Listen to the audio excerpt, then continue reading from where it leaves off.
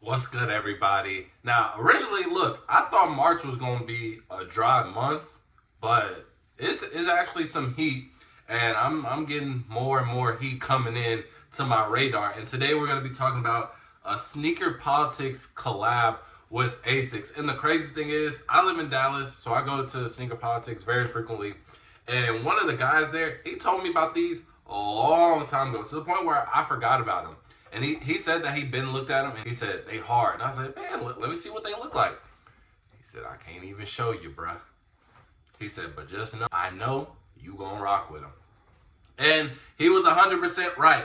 So that's what we're gonna be talking about today. This is a really interesting collab. And I actually had the opportunity to not only see them in hand, but get them for retail. But it was actually a crazy amount of events because the time that I was able to get them for retail, I could also got the Nigels for retail. And I fumbled both. Silly me. But this one will be fairly easy to get. It will be coming out March 8th, 2025, retailing for $170. Now, originally, I thought this was going to be a South by Southwest exclusive event. Now, I don't know how long Sneaker Politics has been doing this, but I know last year I participated in their South by Southwest events for the Air Max DN, that like purplish colorway that was supposed to be exclusive only to politics, but then it ended up coming out at sneakers later on. So I went to that, and that was an amazing event. We were standing in line. They were giving us like shots in line. I think I was like shots deep in line. They had a whole DJ. They had like music playing. It was a pretty little vibe. They decorated the whole store. But I will say there was like for everybody. They said everybody here, they're gonna get a pair. You know what I mean? So I don't think. Oh, I think it'll be the same thing for this one, especially since this isn't exclusively in Austin. Even though a lot of the marketing is curated in Austin, it says with the newspaper Austin Weekly. But it will be coming first come first serve at all locations. So I know there's Dallas, Austin, and there's 2 in Louisiana or New Orleans. So that's good. Now what they're gonna do is they're gonna do first come first on the 8th, and then what they're gonna do after that, they're gonna contact winners of the raffle on the 9th, or like the closes on the 9th, and then whatever is left after the raffle winners will just be put on the website. So that also tells me, because they don't do that often, they usually do that when they know they have an abundance amount of pairs. And I will say, just by them being the only store that has them, the stock between all 4 stores will be a lot.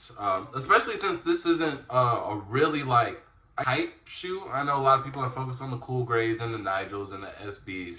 And again, I've said this in many videos. I think the ASIC trend is done, but lucky for me, I don't follow trends and I buy what I like. So the only ASICs that I have is the Paris Olympic ones. I have a pair of Sneaker Politics ASICs that I got, 2-3 years ago. Sneaker Politics did an event, and this was in Dallas, and they customized the whole store. And again, these events, they always have a lot of pairs. Like it's really more so of like a party, if anything.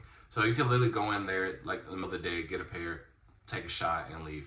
Like it's interesting. But there is some lore behind this, and I think this is pretty cool. So it's centered around the phrase "just say no," a clear homage to the old Nancy Reagan campaign centered around drugs in the 80s.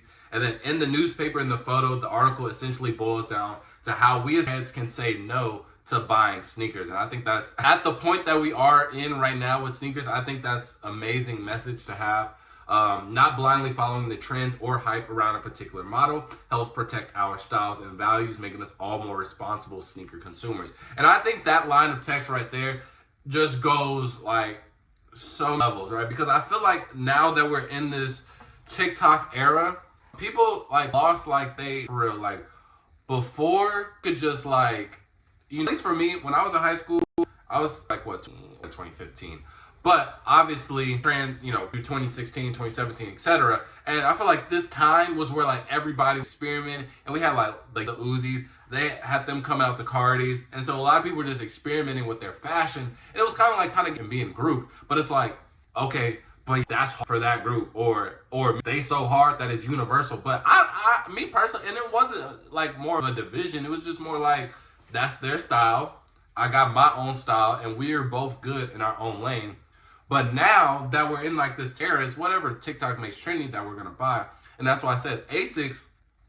Well, I don't think the hype stayed around with ASICS because these are literally the same shoes that people were getting made fun of.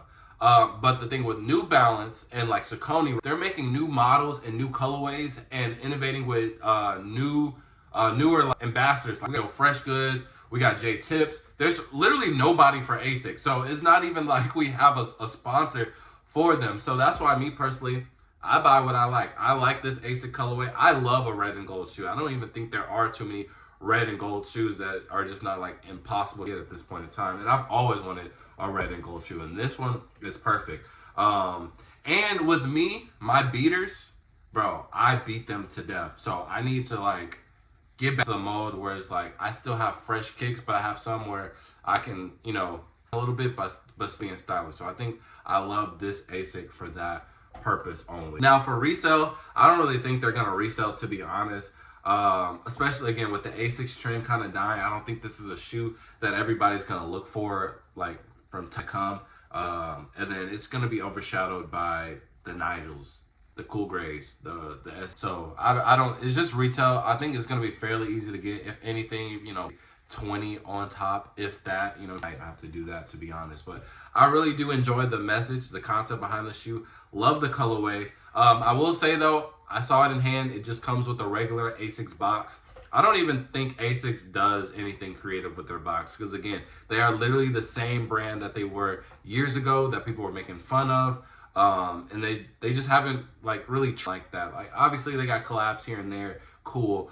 But the average guy isn't able to get that collab. New Balance, Fire 9060s that you could just walk in the mall right now and get, so the average consumer can appreciate. So that not that crazy, but I'm a fan of the ASICS. I love the concept. I love the colorway. Wish they would have did something different with the box. Maybe put like some branding on the box, if that, because there is no Sneaker Politics branding, even though there really isn't any. Sneaker Politics is not like a mom. Oh, I wouldn't say not like a Mom and Ear because they're the same. But like a Mom and Ear, they specifically put their logo on there. But there's a bunch of collabs that don't do that. Or like collab retailers, because I think Nice Kicks, they don't do. Yeah, Nice Kicks doesn't do that. Undefeated does it sometimes. So it is what it is. But overall, this is a really good shoe. Should be fairly easy to get if you kind of, is way better if you're in the location. But yeah, that's all I gotta say about the Politics ASICS. So let me know if you plan on copping this. And with that being said, man, full out. Peace.